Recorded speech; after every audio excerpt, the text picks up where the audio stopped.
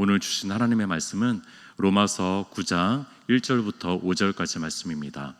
로마서 9장 1절부터 5절까지 말씀입니다. 로마서 9장 1절부터 5절까지의 말씀을 우리 전체 한 목소리로 함께 합독했으면 좋겠습니다. 내가 그리스도 안에서 참말을 하고 거짓말을 아니하노라. 나에게 큰 근심이 있는 것과 마음에 그치지 않는 고통이 있는 것을 내 양심이 성령 안에서 나와 더불어 증언하노니, 나의 형제 곧 골육의 친척을 위하여 내 자신이 저주를 받아 그리스도에게서 끊어질지라도 원하는 바로라. 그들은 이스라엘 사람이라. 그들에게는 양자됨과 영광과 언약들과 율법을 세우신 것과 예배와 약속들이 있고, 조상들도 그들의 것이요 육신으로 하면 그리스도가 그들에게서 나셨으니 그는 만물 위에 계셔서 세세의 찬양을 받으실 하나님이시니라. 아멘. 로마서 8장은 그리스도인들이 확신하고 또 환희에 차고 기쁨이 터져나오고 승리의 확신을 할 수 있는 장이라고 말씀을 드렸습니다. 그러니까 이제 로마서 8장까지만 보면은요, 금방이라도 새로운 나라가 이루어질 것 같고 새로운 세상이 펼쳐질 것 같고 하나님 나라가 금방이라도 이루어질 것처럼 보이는 것이 로마서 8장입니다. 그러니까 이제 다음 장 로마서 9장을 넘길 때 너무나 기대하게 되는 것이죠. 어떤 얘기가 나올까? 어떤 얘기가 나올까? 이제 세상을 변화시킬 수 있겠지라고 그런 기대감을 가지고 로마서 9장을 딱 폈는데 어조가 아주 험악해집니다. 어조가 바뀌는 것이죠. 승리와 기쁨과 어떤 환희의 어조가 슬픔과 어두움의 어조로 바뀌는 것을 볼 수가 있습니다. 바울은요, 오히려 9장에 가면서 큰 근심과 마음의 고통이 있다라고 고백하고 있습니다. 1, 2절을 한 번 더 제가 읽도록 하겠습니다. 내가 그리스도 안에서 참말을 하고 거짓말을 아니하노라. 나에게 큰 근심이 있는 것과 마음에 그치지 않는 고통이 있는 것을 내 양심이 성령 안에서 나와 더불어 증언한다 라고 하고 있습니다. 세번역은 이렇게 얘기하는데요, 나에게 큰 슬픔이 있고 나에게는 끊임없는 고통이 있습니다 라고 얘기하고 있습니다. 헬러 원어 단어를 보면은요, 이 슬픔과 고통은 적지 않은 것입니다. 이것은 매우 큰 고통에 대해서 표현하는 그런 단어입니다. 그리고 지속되고 계속되는 고통에 대해서 얘기하는 단어가 바로 이 헬라어 단어입니다. 로마서 8장의 끝부분을 아시죠? 그리스도 안에서 끊을 수 있는 것은 없습니다 라고 얘기를 했습니다. 그런데 이 사도 바울은요, 9장 앞부분에 내 안에서 끊을 수 없는 고통이 있습니다 라고 얘기하는 겁니다. 로마서 8장의 마지막 부분은 그리스도 안에 있는 이 하나님의 사랑은 어떤 피조물도 끊을 수 없습니다 라고 선포했는데, 9장에는요 내 안에 있는 이 고통이 끊어지지 않습니다 라고 얘기하고 있는 것이죠. 이 사랑이 끊어지지 않는 만큼 이 고통도 끊어지지 않는 것입니다. 깊은 사랑을 경험한 만큼 이 고통도 더 깊어지는 것입니다. 이 고통이 어떤 고통이기 때문에 그렇죠? 3절을 보도록 하겠습니다. 나의 형제 곧 골육의 친척을 위하여 내 자신이 저주를 받아 그리스도에게서 끊어질지라도 원하는 바로라 라고 얘기합니다. 자신의 동족인 이스라엘 유대인들이 메시아를, 그리스도를 멀리하고 거부하는 것, 이것 때문에 고통스러워하는 것이죠. 그들이 주님의 그 온전하게 다 이루신 구원의 복음을 받아들이지 못하는 것 때문에 이 바울이 고통스러워하는 것이겠죠. 복음의 승리가 크면 클수록, 또 이 영광이 더 크게 느껴지면 느껴질수록 이 안에 들어오지 못한 사람들에 대한 비참함과 초라함과 그 비하는 너무나 더 큰 것입니다. 그 슬픔은 더 크게 느껴지는 것입니다. 복음의 크기가 더 커질수록, 그 기쁨이 더 커질수록 그 안에 들어오지 못한 그 영혼들에 대한 슬픔은 더 커지는 것입니다. 그러니까 이 바울은 사랑의 통증을 하고 있는 것입니다. 이 바울은요, 가슴 아리를 하고 있는 것이에요. 사랑이 사명이 되고 있는 것입니다. 바울은 자기가 저주를 받아서라도 그리스도에게서 끊어지더라도 내가 그 대가를 지불하더라도 그들이 주님을 알았으면 좋겠다, 주님 안에 들어왔으면 좋겠다 라는 엄청난 얘기를 하고 있는데, 사실은 이 말은 맞지가 않습니다. 왜냐하면 그 앞장에 이미 그리스도의 사랑에서 끊을 수 없다라고 얘기했거든요.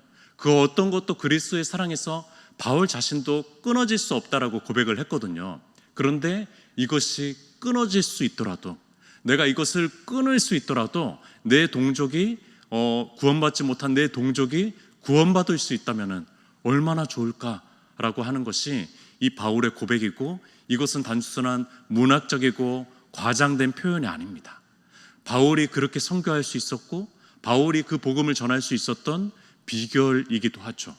그 심정, 바울의 심정은요, 바울을 바울되게 했습니다. 그러면서 1절, 2절에 참말입니다, 거짓말이 아니에요 라는 얘기를 보기 드물게 하고 있다는 겁니다.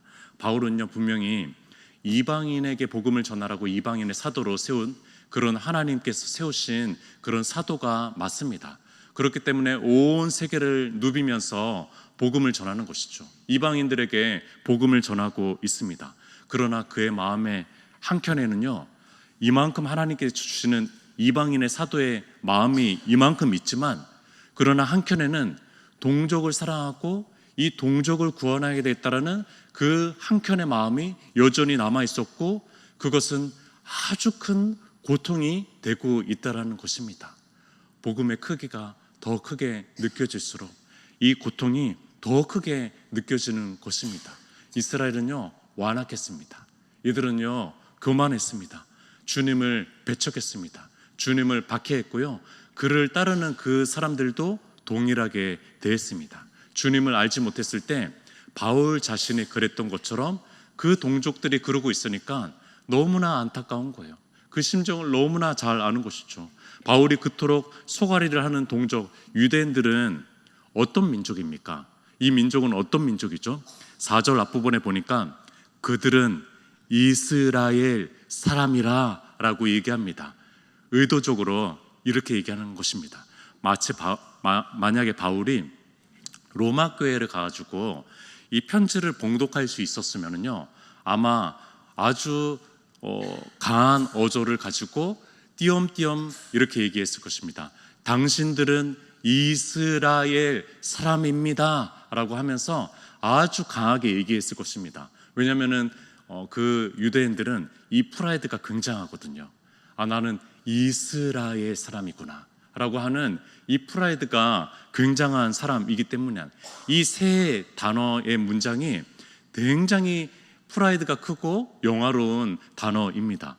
그들을 소개하고 있는데요, 8가지의 특권을 가진 민족으로 소개하고 있습니다. 4절 중간 부분부터 5절까지 보면은요, 그들에는 첫 번째 양자됨과, 두 번째 영광과, 3절에 언약들과, 4절에 율법을 세우신 것과, 5번째 예배와 또 6번째 약속들이 있고, 7번째 조상들도 그들의 것이고, 또 육신으로 하면 8번째 그리스도가 그들에게서 나셨으니 라고 얘기합니다. 하나하나 단어가요, 신학교에서 한 과목 이상 배워야 될 그런 단어들입니다. 어마어마한 신학적인 주제들입니다. 양자된 것, 영광, 언약들, 율법, 또 예배, 약속들, 이 어마어마한 것들이죠. 이 모든 것들을 누리고 있는 그런 민족이 바로 이스라엘 사람이라는 것입니다. 이 하나하나 단어를 힘있게 강조하듯이 아마 얘기를 했을 것입니다. 감동할 수밖에 없는 것이죠. 감격할 수밖에 없는 그런 단어들입니다. 이 특권의 마지막 하이라이트는 무엇입니까? 바로 그들에게서 그리스도가 나셨다라는 거예요. 마지막 8번째, 그들에게서 그리스도가 이미 나셨다라는 겁니다. 이들은 7가지까지는 고개를 끄덕였을 것입니다. 내가 이런 것들을 누리고 있지, 내가 이 특권들을 받은 존재지. 그런데 이 마지막 8번째, 그리스도가 그들에게서 나셨다라는 것에서는 고개를 갸우뚱했던 것입니다. 이들에게서 그리스도가 났는데, 이들에게서 예수 그리스도가 나왔는데 이들은 눈이 멀어가지고 그 예수 그리스도를 바라보지 못했던 것입니다. 그들이 오히려 메시아를 기다렸는데 그들이 그 메시아를 바라보지 못했던 것입니다. 구속사 스토리의 가장 절정은 무엇입니까? 예수 그리스도가 나셨다라는 겁니다. 예수 그리스도가 나왔다라는 겁니다. 그들이 가지고 있는 7가지 이상의 이 특권들은요, 뭘 가르치고 있는 거면요, 예수 그리스도를 가르치고 있는 거예요. 이 7가지의 특권들은 그것이 특권 의식이 되라고 하는 것이 아니라 예수 그리스도를 가르치면서 이 모든 특권들은, 이 모든 혜택들은 예수 그리스도가 나실 것을 가르치고 있었던 것인데 이들은 이것을 잊고 있었던 것이죠. 이것은 이 마음을 잊고 있었던 것입니다. 참된 본질을 보지 못했던 것이에요. 예수 그리스도라는 그 참된 본질을 보지 못하고 이 그림자, 이 모형에 심취해 있었던 것이죠. 그 초대교회 이방인들의 수가 점점 많아지기 시작했습니다. 그런데 유대인들은 새가족들이 없는 거예요. 새가족들이 점점 찾아오지 않는 것입니다. 바울은 길이요 진리요 영원한 생명이신 주님을 따라야 되는데 이 유대인들이 유대교에 빠져가지고 그리스도를 보지 못하고 있는 것입니다. 예수 그리스도의 그 복음을 영접하지 못하고 있는 것입니다. 이들에게 주신 사명이 있었습니다. 이방인의 빛이 되라, 이방 나라들의 빛이 되라 라고 하는 아주 이 위대한 사명들이 있었지만 그러나 그들은 특권 의식에만 빠져 있었던 것입니다. 선민 사상에만 빠져 있었던 것입니다. 때로는요, 우리가 가지고 있는 것 때문에 오히려 주님을 제대로 바라보지 못합니다. 우리가 가지고 있는 재능 때문에 주님을 더 의지하게 되고 주님을 더 새롭게 바라보지 못하게 됩니다. 우리가 가지고 있는 직분이라는 이 타이틀이 오히려 주님께 나아가는데 더 방해가 될 때도 있습니다. 우리가 가지고 있는 그 무엇 때문에 그리스도를 새롭게 바라보지 못하고 새롭게 일하실 하나님을 바라보지 못하게 된다라는 것입니다. 우리가 가진 것이 최대 약점이 된다라는 것입니다. 이것이 최대 약점이 되는 거예요. 이런 생각을 해보게 됐습니다. 설교를 하는 설교자인 제가 만약 설교에만 심취해 있다면은 하나님을 바라보지 못하고 설교문을 작성하고 설교에만 그냥 있다면은요, 저는 우상숭배자가 될 수도 있겠다라는 생각이 들었습니다. 제가 목사라는 타이틀을 가지고 있는데 이 목사라는 타이틀 때문에 어깨가 으슥해서 나는 주님 앞에서는 무익한 종이다라고 고백해야 되는 종인데 그렇게 고백하지 않고 목사라는 타이틀에 어깨가 으슥해 있다면요, 오히려 주님께 나아가는데 방해가 되는 것이죠. 오히려 이것은 장애물이 되는 것입니다. 주님을 주님답게 하는 것, 예수를 그리스도답게 고백하는 것에 방해가 되는 것이 저의 타이틀일 수 있다는 생각을 해보게 됩니다. 이스라엘 백성들은 그들이 가지고 있는 것 때문에 주님을 주님답게 하지 못했습니다. 주님을 그리스도로 바라보지 못했습니다. 우리도 바울처럼 때로는 이렇게 눈물로 기도하고 애끓는 심정으로 기도했던 우리의 불신자 가족, 또 친구들, 지인들이 있습니다. 근데 그렇게 기도하고 또 전도도 하고 복음도 전하고 교회 오라고 했는데 그렇게 완악해가지고 그렇게 교만해서 그렇게 변화가 없어서 오지 않는 우리의 가족들이 있습니다. 그때는 참 눈물이 많이 났는데 이제 눈물이 점점 사라지는 것이죠. 완악한 그 지속되는 그 마음을 보면서 마음이 힘들고 근데 그 힘듦조차도 무뎌지게 되는 것이죠. 포기하게 되고. 근데 바울은 포기하지 않고 있는 것입니다. 바울은 여전히요, 이들을 포기하지 않고 이들을 향한 이 고통과 이 슬픔들을 가지고 있는 것이고, 왜냐하면 복음의 영광의 크기를 점점 더 크게 깨닫기 때문입니다. 믿음의 세계는요, 복음의 세계는 참 신기합니다. 그 세계에 들어가게 되면은요, 이상하게 유유자적하게 살아가지 않게 됩니다. 그냥 나만을 위해서 유유자적하지 않게 살아가게 됩니다. 정말로 우리가 복음을 만났다면요, 정말로 우리가 믿음의 세계로 들어가게 됐다면요, 우리가 그냥 유유자적할 수 없는 존재가 된다는 것입니다. 타인에 대한 큰 책임감을 가지게 됩니다. 특별한 은혜를 경험하고 나서 희한하게도 본능적으로 누군가가 떠오릅니다. 저 사람이 떠오르고 저 사람이 떠오릅니다. 복음을 경험했는데 나 이거 나만 누려야지 라고 생각하는 사람은 한 명도 없습니다. 복음을 제대로 누리고 나서는요, 그 복음을 나 이거만 나만 누릴 거야. 다른 사람에게 주고 싶지 않아. 나 이 시기 질투가 날 것 같아 라고 생각하는 사람은 단 한 사람도 없습니다. 복음은 그런 것입니다. 믿음의 세계는요, 바로 그런 것입니다. 이기적인 존재라도요, 복음을 경험하게 되면은 이거 나만이 경험해야 될 것이 아니구나 라는 것을 깨닫게 됩니다. 이것이 신학적으로 구원의 보편성이라고 얘기합니다. 구원의 보편성입니다. 하나님의 마음은요, 온 인류를, 온 세상을 누구 한 사람 빠짐없이 구원하고자 하는 구원의 보편성의 이 마음을 우리가 가지게 되는 것이죠. 우리도 이기심이 있잖아요. 그래서 누군가가 너무나 잘 되면은 속앓이가 됩니다. 배가 아파지는 것이죠. 그런데 복음을 경험하면요, 하나님의 사랑을 경험하면은 그 사람이, 다른 사람이 그 복음을 경험하고 있으면은요, 그렇지 않아요. 그런 속앓이가 되지 않습니다. 오히려 그 사람이 그 복음을 알지 못하는 것 때문에 속앓이가 되는 것이죠. 다른 속앓이를 하게 되는 것입니다. 올해부터 하게 되는 우리 교회가 하고 있는 것이 출산 축하금 50만 원을 우리 이제 아기 축복 기도 처음으로 왔을 때 담임 목사님께서 축복 기도를 2부 예배 때나 4부 예배 때 축복할 때 그 기도뿐만이 아니라 50만 원이라고 하는 이 거금을 물질을 증정을 합니다. 처음으로 그 시행을 했을 때 목사님께서 부부가 나오고 아기를 안고 취지를 설명을 했습니다. 뭐 이런 취지로 이제 50만 원을 전달하게 됐다라고 하면서 50만 원을 증정했을 때 그 4부 예배 때 온 성도들이 우레와 같은 박수를 치는 거예요.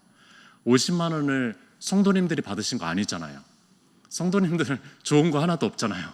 그런데 온 성도들이 자기가 받는 것처럼 그렇게 기뻐하는 모습을 보게 된 것이죠. 할머니, 할아버지가 되면은 손주가 그렇게 예쁘대요. 그러십니까? 그렇게 예쁘대요. 내리사랑이라고 그렇게 예쁘다고 하더라고요. 그냥 무조건적으로 예쁘대요. 어떻게 하든지 간에 그냥 예쁘대요. 자식을 키울 때는 또 그렇진 않았잖아요. 근데 손주를 키울 때는 그렇대요. 근데 저도 두 딸이 이제 중학생이 다 되고 나니까 애기들이 너무나 예쁜 거예요. 좀 키우고 나니까 애기들이 그렇게 예쁘더라고요. 걔네들이 저를 싫어해도 저는 예뻐요. 저는 그냥 예쁜 눈이 돼버렸어요. 사랑의 눈이 돼버렸습니다. 그러니까 할머니, 할아버지가 되신 우리 성도님들은 얼마나 더 예쁘시겠어요. 그 자식이요, 우리 자식이 된 것처럼 느껴지는 것이죠. 그때 사부 예배 때 아기 축복을 그렇게 할 때 우레와 같은 박수를 친다라는 것은 우리 자식이 됐다라는 거예요. 그 자식이 남의 자식이 아니라 우리 자식이 됐구나라는 것을 깨닫게 되기 때문에 너무나 축하하게 되는 것이죠. 이 기쁨이 구원의 기쁨과 같은 것입니다. 어거스틴이요, 404세기 때 이 성자라고 불릴 만한 어거스틴이 하나님의 사랑을 이렇게 표현했습니다. 하나님의 사랑은 온 인류를 사랑하는 사랑입니다 라고 얘기하면서 그러나 덧붙입니다. 그러나 이 하나님의 사랑은 마치 나 한 사람만 있는 것처럼 사랑하는 사랑입니다 라는 이 아이러니한 역설적인 사랑의 원리를 얘기합니다. 너무나 신기하죠? 온 인류를 사랑합니다, 하나님께서는. 그러나 하나님의 사랑을 접한 사람은요, 마치 하나님이 나만 사랑하나? 나만 사랑하나? 라는 것으로 깨닫게 된다는 거예요. 이것이 하나님의 독특한 사랑이라는 겁니다. 하나님께서 저 사람을 더 많이 사랑하나? 라는 때로는 이제 너무나 마음이 힘들 때 그런 생각이 들기도 하지만 우리가 그 사랑 때문에 질투하진 않잖아요. 남편의 사랑이 부족해서 질투하긴 해도, 또 누군가의 사랑이 부족해서 질투하긴 해도요, 하나님의 사랑 때문에 우리가 시기 질투하진 않잖아요. 하나님의 사랑은 바로 그런 것입니다. 때로는 저도 그런 마음이 들어요. 목회자로서, 목사로서 이 타이틀이 두렵기도 합니다. 이벤트나 어떤 프로그램의 기획자로 전락하지 않았으면 좋겠다라는 생각이 문득문득 들 때가 있습니다. 기능적 목사의 그런 삶을 살아가는 목사로 살아가진 않았으면 좋겠다라는 생각이 듭니다. 정말 영혼을 향한 깊은 관심을 가지는 목사였으면 좋겠습니다. 그런 사람이 될 수 있도록 기도해 주셨으면 좋겠습니다. 그런데 이 마음이 사라질 때가 있습니다. 내가 기능적으로 그냥 근무를 하고 있구나 라는 생각이 들 때도 불현듯 떠오르는 것 같습니다. 우리 안에 이 영혼을 향한 영적인 깊은 고통이 있습니까? 이 고통이 있었죠. 우리의 눈물이 있었습니다. 그러나 이것이 또 사라진 분들도 있을 것입니다. 그러나 이 바울의 심정을 느꼈으면 좋겠습니다. 세상을 향한, 불신자를 향한, 이 이웃을 향한 영적인 고통이 우리 안에 끊어지지 않았으면 좋겠습니다. 바울은 이런 얘기를 하는 것입니다. 내가 그리스도 안에서 하는 이 말은 거짓말이 아닙니다. 정말 참말입니다. 나에게 큰 근심이 있어요. 이 근심이, 고통이 끊어지지 않는 고통입니다. 이것은 너무 진심이어서 내 마음을 다 끄집어내서 보여주고 싶을 만큼, 이렇게라도 내가 표현할까요? 성령님께 맹세코, 성령님이 증언하시더라도 맹세코, 신께 맹세코 내 마음의 이 고통은 진짜입니다 라는 얘기를 하고 있는 것입니다. 우리는 행복축제가 끝났지만 그러나 이 영적인 고통과 영혼을 구원하고자 하는 마음, 또 영혼을 세우려고 하는 마음, 또 우리 안에 있지만 여전히 주님을 잘 모르고 있는 그런 영적 불신자들, 그들에게 복음을 전하고 그들을 세우려고 하는 몸부림과 이 고통과 또 이 영혼을 향한 깊은 관심이 우리 안에 있었으면 좋겠습니다. 왜냐면요, 우리가 누리고 있는 구원의 복음은, 하나님의 사랑은 너무나 놀라운 것이기 때문에 그렇습니다. 이런 생각이 들 때도 있습니다. 교회가 때로는 세상을 실망시킬 때도 있습니다. 언론에 나오고 또 교회, 세상이 보았을 때 교회가 좀 실망스럽다라고 느껴질 때도 있습니다. 그러나 이 생각을 하셨으면 좋겠습니다. 교회에 대한 실망보다 세상의 절망이 더 큽니다. 교회에 대한 실망보다요, 자신의 내면의 갈급함과 불안함과 두려움이 더 큽니다. 교회에 대한 실망보다요, 참된 사랑과 평강에 대한 열망이 사람들에게는 더 큽니다. 교회에 대한 실망보다요, 하나님의 사랑은 더 크고 높고 깊고 깁니다. 끊어지지 않는 사랑이라는 것입니다. 그 사실을 잊지 않았으면 좋겠습니다. 그래서 전도는 되는 것입니다. 그래서요, 우리가 계속 그 영혼을 품고 기도하고 또 때가 어떤 때든지 우리가 복음을 전할 수 있었으면 좋겠습니다. 무엇보다도 바울이 느꼈던 이 영적인 고통, 믿지 않는 영혼들을 향한 이 영적인 고통이 우리에게도 있어서 우리의 눈물이 되었으면 좋겠습니다. 그 눈물을 하나님께서는 보실 것입니다. 저도 아버지를 위해서, 저의 가족을 위해서, 또 우리 친구들을 위해서 이 영적인 고통을 더 느끼고 기도할 수 있었으면 좋겠다라는 기도를 오늘 올리고 싶습니다. 함께 그런 기도를 올렸으면 좋겠습니다. 함께 기도하도록 하겠습니다. 주님께서 우리 이 심령을 허락했으면 좋겠습니다. 예수님이 가졌던 영혼을 향한 불붙는 심령, 그리고 바울이 가졌던 영혼을 향한 불붙는 심령, 이것이 우리에게 있었으면 좋겠습니다. 이 심령을 허락해 달라고 우리 주여 한번 외치고 기도했으면 좋겠습니다.